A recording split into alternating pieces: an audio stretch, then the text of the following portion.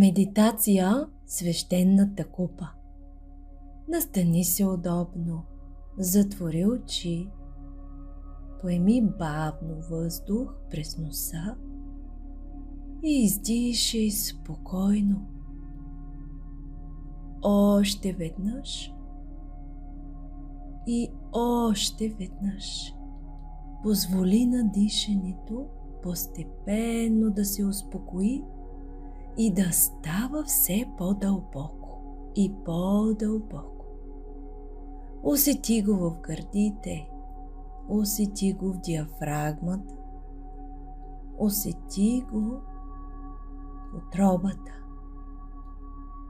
към таза, усети го към бедрата, усети го към краката и стъпалата. Насочи цялото си внимание в областта на таза, бедрата, краката, стъпалата.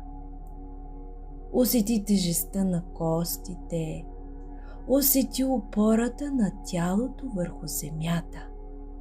Усети долния телесен център на тялото. Мястото, където живее жизнената и сексуалната енергия.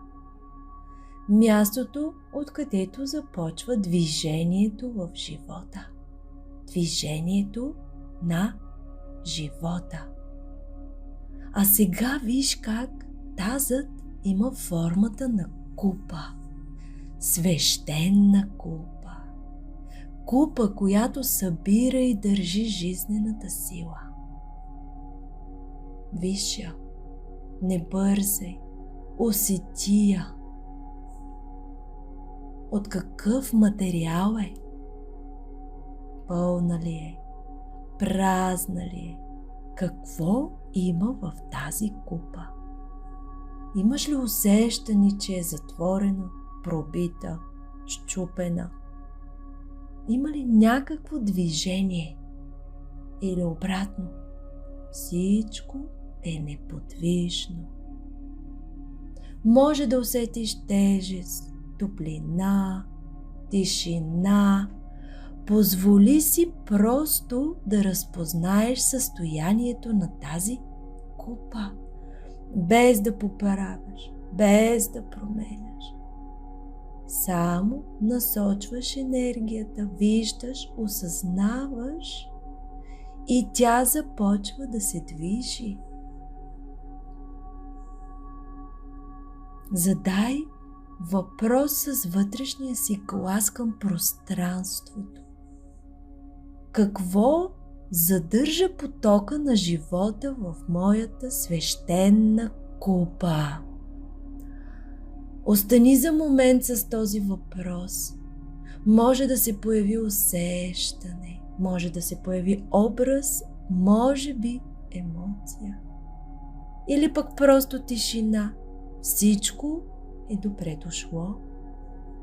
Поеми бавно и дълбоко въздух, а с издишването позволи на таза да стане съвсем малко по-мек, да умекне.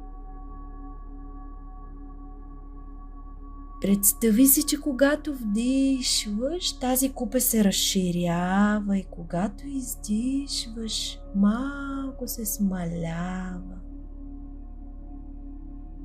Дишвай, разширявай купата и виж как жизнената енергия започва да тече малко повече в това пространство.